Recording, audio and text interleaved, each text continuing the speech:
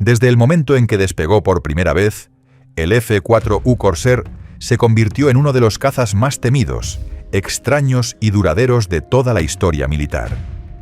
Su diseño rompía con todo lo conocido, su potencia asombraba, pero también mató a más novatos de los que salvó.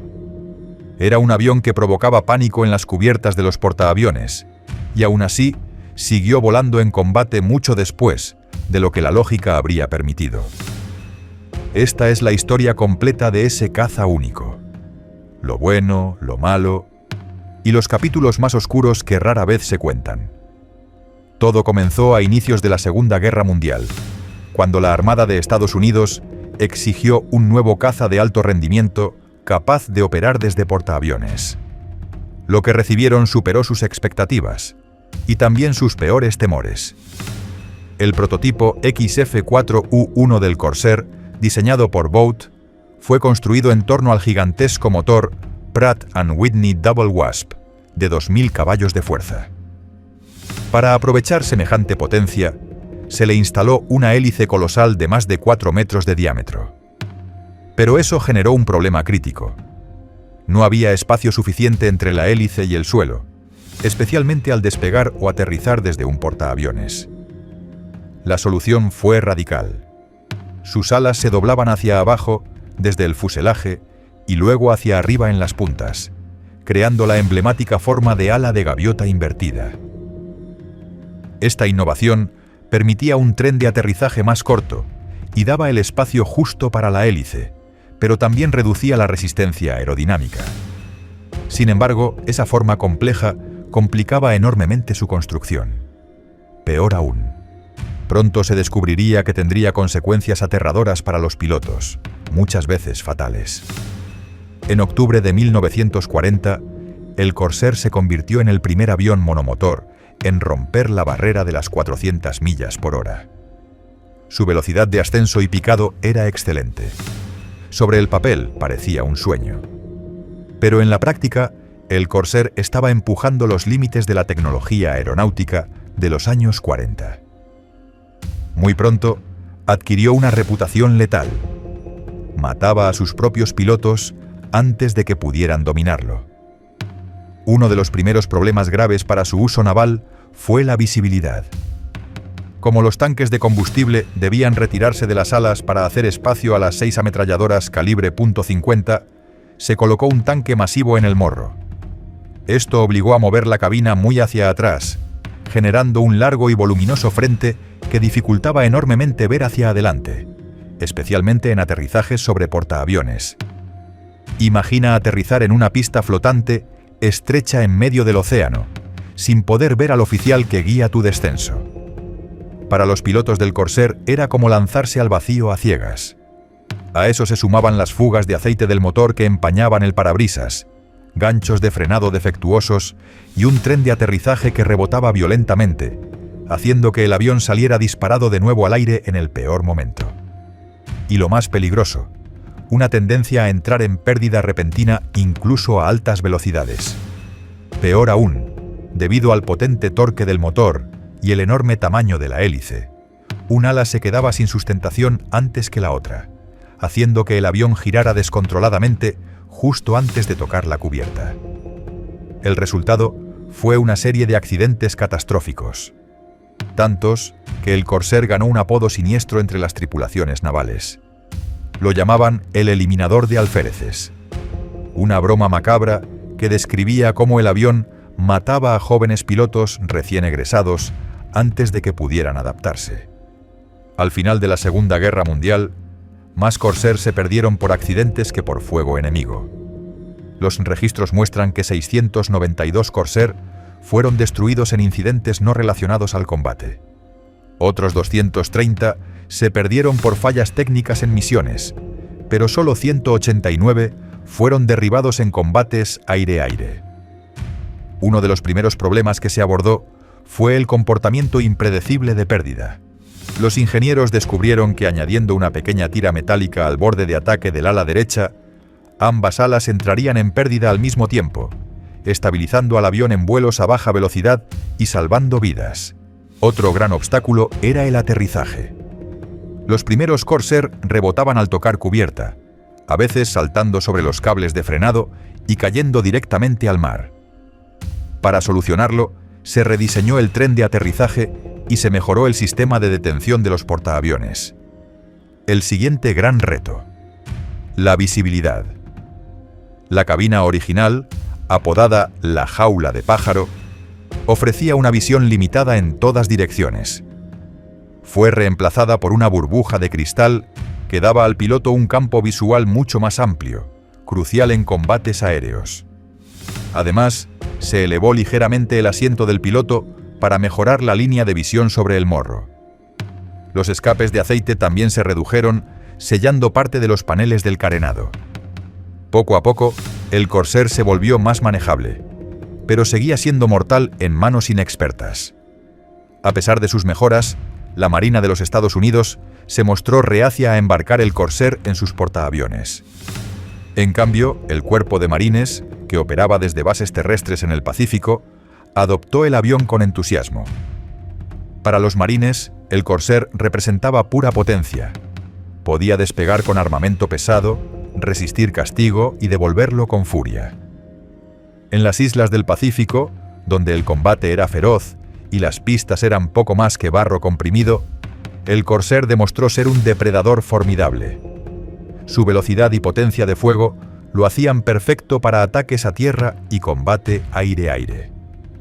Los japoneses pronto comenzaron a temerlo. Lo apodaron el silbido de la muerte, debido al sonido agudo que producían sus tomas de aire al pasar en picado a baja altitud. En el Pacífico, el Corsair se convirtió en leyenda. Uno de sus pilotos más famosos fue Gregory "Papi" Boyington, líder del escuadrón de élite conocido como los Black Sheep. Con un estilo rebelde y temerario, Boyington derribó 26 aviones enemigos, convirtiéndose en uno de los ases más condecorados de la guerra. Su escuadrón, equipado exclusivamente con Corsair, libró combates brutales contra los cazas japoneses Zero. A diferencia de estos, que eran ágiles pero frágiles, el Corsair podía recibir impactos y seguir luchando. Su armamento de 6 ametralladoras calibre .50 era devastador. En las manos adecuadas, el Corsair era más que un caza. Era un martillo volador capaz de dominar los cielos y castigar el suelo con igual ferocidad. Los enfrentamientos entre Corsair y Zero revelaron el cambio de paradigma en la guerra aérea. Mientras que los Zero apostaban por maniobrabilidad extrema, el Corsair usaba velocidad, resistencia y potencia bruta. En combate, los pilotos aprendieron a evitar giros prolongados contra los ágiles cazas japoneses. En su lugar, realizaban ataques rápidos desde altitudes superiores, disparaban y se alejaban en picado. Esta táctica, conocida como boom and zoom, maximizaba la ventaja de energía del Corsair y minimizaba su punto débil, los giros cerrados. En manos disciplinadas, esta estrategia fue letal. A medida que el conflicto avanzaba, el dominio del Corsair sobre los cielos del Pacífico se consolidó. Incluso los más veteranos pilotos enemigos comenzaban a reconocer que el equilibrio había cambiado. El Corsair no solo brilló en el aire, sino también como avión de apoyo cercano. Armado con cohetes, bombas y napalm, podía arrasar fortificaciones enemigas, abrir camino para los infantes de marina y destruir concentraciones de tropas con una precisión brutal. Su capacidad para operar desde pistas improvisadas lo hacía ideal en las islas recién conquistadas. Muchas veces volaba misiones con apoyo mínimo, enfrentándose a fuego antiaéreo intenso y condiciones extremas. La armadura reforzada protegía al piloto, y su motor podía seguir funcionando incluso con varios cilindros dañados. Era un tanque alado, una herramienta de guerra total. En este nuevo rol, el Corsair consolidó su reputación no solo como caza, sino como verdugo del terreno. Con la guerra avanzando y la armada finalmente convencida, el Corsair comenzó a operar desde portaaviones a gran escala. Los aterrizajes seguían siendo peligrosos, pero ya no eran una sentencia de muerte. Los nuevos modelos mejoraron la aerodinámica, la potencia del motor y la ergonomía para el piloto. Además, los instructores navales perfeccionaron los entrenamientos, asegurándose de que los pilotos novatos no repitieran los errores del pasado. Para 1945, el Corsair ya era parte esencial de la maquinaria bélica estadounidense en el Pacífico. En el último año de la guerra, participó en bombardeos masivos sobre Okinawa y el propio Japón. Combatió contra cazas kamikaze, escoltó bombarderos y destruyó instalaciones clave. En todos esos frentes, el Corsair se ganó su lugar como uno de los aviones más respetados del conflicto. Cuando terminó la Segunda Guerra Mundial, muchos pensaron que el Corsair se retiraría junto con el resto del arsenal bélico. Pero en lugar de desaparecer, encontró una nueva vida. En 1950, con el estallido de la Guerra de Corea, el Corsair volvió a rugir sobre los campos de batalla. Ya no era el caza dominante en velocidad, pero sus capacidades como avión de ataque seguían siendo insuperables. En misiones de apoyo aéreo, atacaba posiciones enemigas, columnas blindadas y fortificaciones norcoreanas con precisión quirúrgica. Era lento comparado con los jets, pero su capacidad de carga, su resistencia y su fiabilidad mecánica lo mantenían relevante. Incluso en una era de reactores, el Corsair demostró que aún tenía fuego que entregar. Su silueta, ya icónica, volvió a sembrar miedo en las líneas enemigas. Durante la Guerra de Corea, los Corsair enfrentaron desafíos nuevos. Las defensas antiaéreas comunistas eran intensas y bien coordinadas. Muchos Corsair sufrieron daños graves, pero su estructura resistente les permitía regresar a base en condiciones impensables para otros aviones.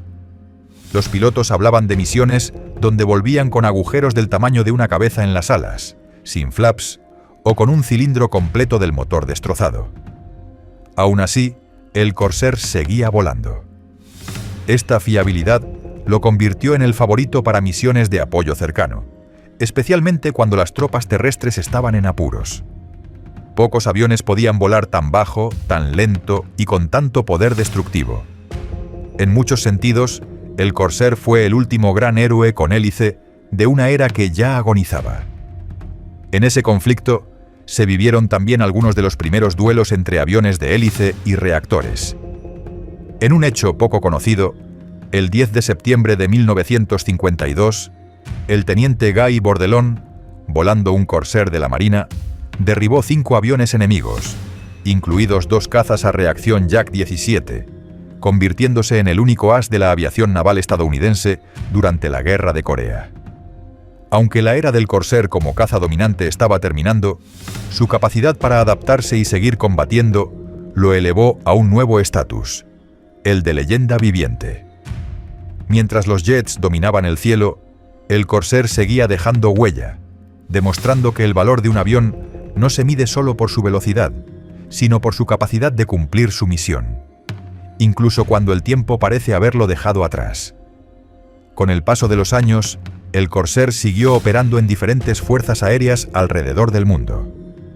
En América Latina, fue usado por Honduras durante el conflicto de 1969 contra El Salvador, en la llamada Guerra del Fútbol. Sorprendentemente, los Corsair de Honduras, que llevaban décadas en servicio, enfrentaron a los P-51 Mustang salvadoreños en combates aéreos reales. Fue una de las últimas veces en la historia en que 2 cazas de la Segunda Guerra Mundial se enfrentaron en combate directo. El resultado fue una reliquia de otro tiempo, una postal viviente de una era que ya no existía. En ese extraño y breve conflicto, el Corsair volvió a probar su eficacia, derribando a sus rivales y demostrando que aún tenía dientes. No era solo un avión viejo, era un veterano con cicatrices que aún sabía pelear. A lo largo de sus décadas de servicio, el F-4U Corsair fue producido en múltiples variantes. Desde el F-4U-1 original hasta el F-4U-7, cada nueva versión incorporó mejoras en potencia, armamento, aviónica y diseño estructural. En total, se construyeron más de 12.500 unidades, una cifra impresionante para un caza de su tipo. Su producción se extendió incluso después de la Segunda Guerra Mundial, y fabricantes como Goodyear y Brewster también participaron en su ensamblaje bajo licencia. Esta larga vida operacional lo convirtió en uno de los cazas más longevos del siglo XX. Su combinación de potencia, versatilidad y resistencia marcó un estándar difícil de igualar. Aunque con el tiempo fue reemplazado por reactores más modernos, el Corsair nunca desapareció del corazón de los pilotos que lo volaron ni de los historiadores que lo estudiaron. Más allá de su desempeño técnico, el Corsair también dejó una huella profunda en la cultura popular. Su distintiva silueta, con alas de gaviota invertida y su morro alargado, se convirtió en sinónimo de poder aéreo estadounidense en el Pacífico. Fue protagonista de películas de guerra, documentales, videojuegos y hasta series de televisión, como la famosa Ba Ba Black Sheep, basada en las hazañas del escuadrón de Pappy Boyington. Para muchos, el Corsair representa la imagen definitiva del caza naval clásico: agresivo, elegante y peligroso. Su motor rugiente y su silbido mortal siguen resonando en la imaginación colectiva. No es solo una máquina de guerra, sino un símbolo de una generación de pilotos que arriesgaron todo en cielos lejanos y que encontraron en él un compañero fiel y temible. Incluso hoy, en museos y exhibiciones aéreas, algunos Corsair restaurados siguen volando, recordando a nuevas generaciones el legado de acero y fuego que dejó este coloso alado. Verlo en el aire, con su característico rugido y su vuelo majestuoso, es presenciar una era que se niega a morir. Cada remache, cada línea de su fuselaje, cuenta una historia de batallas libradas y victorias ganadas con sangre, sudor y coraje. Volar un Corsair no es solo pilotar un avión, es entrar en comunión con una época en la que el cielo era territorio hostil, y solo los mejores regresaban. Por eso, el F-4U Corsair no fue simplemente un caza exitoso. Fue, y sigue siendo, un monumento volador a la determinación humana. En retrospectiva, el Corsair representa un punto de inflexión en la historia de la aviación militar. Fue el primero de su clase en superar los 700 km por hora en picado, el primero en combinar potencia bruta con una aerodinámica avanzada, y uno de los pocos que logró trascender generaciones de guerra. Su desarrollo enfrentó obstáculos enormes: problemas de visibilidad, aterrizajes traicioneros, resistencia institucional. Pero en lugar de ser descartado, fue perfeccionado. Esa perseverancia técnica y humana forjó un arma que no solo dominó los cielos, sino que también salvó miles de vidas en tierra. El Corsair no nació perfecto, pero se convirtió en una leyenda gracias a la determinación de quienes lo construyeron, volaron y confiaron en él cuando más lo necesitaban. Desde las junglas de Bougainville hasta los campos helados de Corea, el Corsair escribió su legado con fuego y acero. Fue testigo de la evolución de la guerra aérea y también protagonista de sus momentos más críticos. En sus alas cargó bombas, esperanzas y destinos. Voló sobre mares infestados de enemigos, protegió convoyes, escoltó bombarderos y descendió en picado como una sombra mortal sobre fortificaciones enemigas. Ninguna otra aeronave encarnó con tanta claridad el espíritu del combate total en el teatro del Pacífico. Era la respuesta estadounidense a un desafío brutal. Un caza que no solo debía volar más alto o más rápido, sino sobrevivir, golpear con precisión y regresar a casa con sus alas manchadas de humo, pero intactas. Hoy, más de 80 años después de su primer vuelo, el F-4U Corsair sigue vivo en la memoria de las naciones que lo vieron combatir. Para los pilotos veteranos, era un aliado irreemplazable. Para los enemigos, un azote implacable. En los hangares de los museos y en los cielos de las exhibiciones aéreas, continúa rugiendo, como si se negara a ceder su lugar en la historia. Representa algo más que una máquina. Es un testimonio de lo que puede lograrse cuando la ingeniería se combina con el coraje. No hay homenaje suficiente para una aeronave que dio tanto y sobrevivió tanto. Su perfil sigue cortando el viento con una elegancia feroz que ninguna tecnología moderna ha logrado eclipsar del todo. El F-4U Corsair no fue solo un avión de guerra, fue una declaración, un mensaje que decía: podemos construir algo temible, resistente y noble al mismo tiempo. Su figura sigue evocando respeto y admiración, porque simboliza la voluntad inquebrantable de los que lucharon con él. En un mundo en constante evolución tecnológica, hay ciertos diseños que trascienden su época y se convierten en leyenda. El Corsair es uno de ellos. Y mientras queden historias por contar y pilotos que recuerden su rugido, su silueta azul oscura seguirá sobrevolando nuestra memoria colectiva como un ave de guerra eterna, indomable, inmortal.